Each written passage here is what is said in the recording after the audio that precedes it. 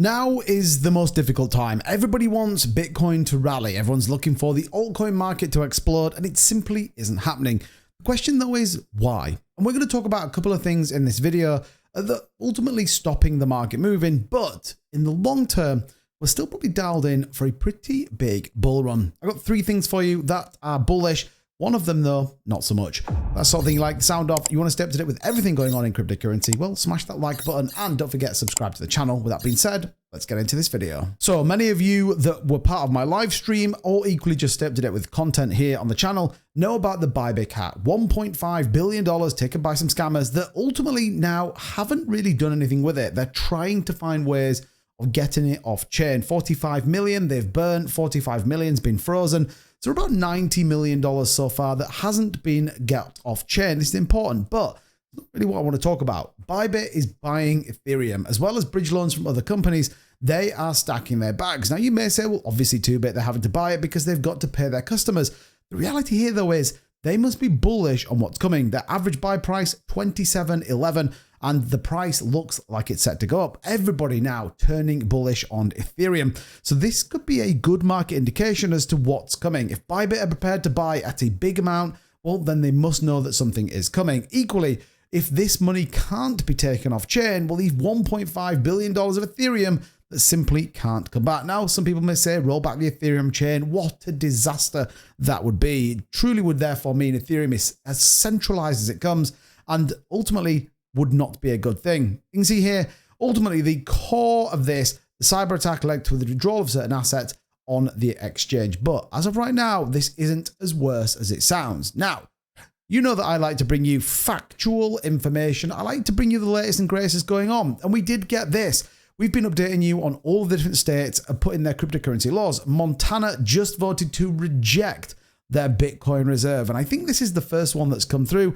Now, they rejected it by a pretty small margin, 41 to the yeses, 59 to the no's, with a statement that said it was too risky. Now, I'm not going to speculate on anything, but I would be very curious to understand who and the age of those House of Representatives. Now, I'm not ageist by any stretch of the imagination, but I believe a more modern day group of people would probably vote yes. Now, this isn't the biggest setback in the world. It's the state of Montana, and I'm sure many others will vote no. But at this moment in time, it is one thing that's just taken a little bit of an edge of the excitement that's sat around here. We had something like 35 states all putting forward their notion for a Bitcoin reserve. This is probably one of the first ones that's come back and ultimately rejected it before it has gone to the Senate for a vote on it as well. This may be the only one, but it is worth noting on that. However, wherever there is bad news, there seems to always therefore be good news. And good news is Hong Kong's investment firm HK Asia Holdings has now improved the company to increase its Bitcoin purchase from its balance sheet on its first buy on February 13th. And we're actually seeing more and more of this happen.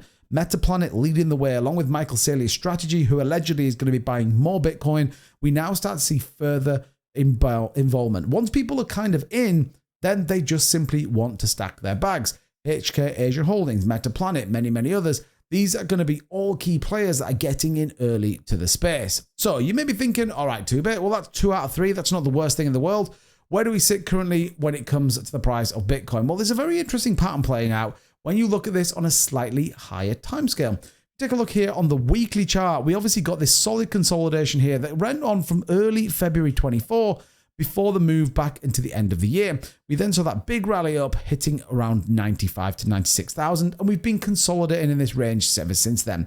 Now, what you have got coming though, is a very interesting pattern playing out on this Bitcoin chart. So if you would take here and you start to look as to exactly how some of this pattern starts to play out, it starts to become very interesting in terms of a bullish flag. Now, we're probably maybe 1 week, maybe 2 weeks away from a test either way, up or down. Now, people would say 2Bit, come on, you've got to be more deliberate than that. The reality is right now that so many things can sway this. We've got some big earnings coming in this week, as well as some more optimism when it comes to the market. Could Bitcoin break out this week, or is it more likely next week we see a little bit more bullish sentiment coming in? Well, I'm in the latter of the categories. I actually think the week after will be a pretty strong move. Why? We've got a number of earning reports coming out, as well as those job reports that we know and consumer credit coming out on Friday, March 7th. This could be pretty big news, as well as what I think a lot of people will be curious about. The US trade deficit report will be coming out Thursday, March the 6th. And I think this could be a key indicator of whether Trump's policies are working or not. And remember, if they're working, risk on assets could absolutely see a benefit. If they're not, it could be a pretty rough week. But let me know what you guys think. I, by the way, I'm still incredibly optimistic about this bull market. There's a debate whether we are very early, and I'll cover that in a separate video. So make sure you're subscribed for that, and we'll let you know as soon as that one comes out. Until then, though, hit the like button. I'll see you very soon. Bye-bye.